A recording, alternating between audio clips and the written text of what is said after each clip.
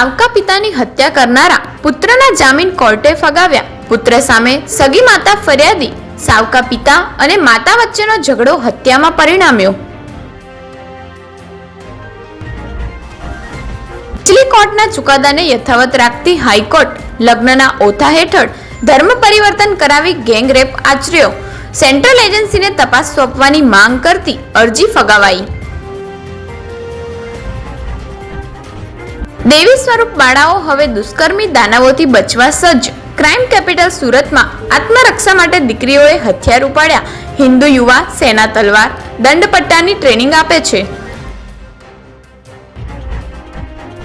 Bhajap મંત્રીના poster પર ગદ્દાર લખી ચપ્પલ મારી આગ ચાંપી. કર્નલ સોફિયાને આતંકવાદીઓની બહેન કહેવા મુદ્દે રાજકોટમાં કોંગ્રેસે એમપીના મંત્રી વિજય શાહનો વિરોધ કર્યો.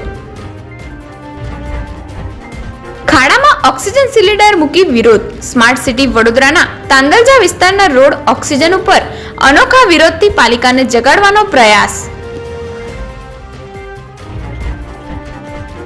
હોટલમાં મહિલા ટીઆરબીએ ફાંસો જ ખાધો હોવાનો ખુલાસો.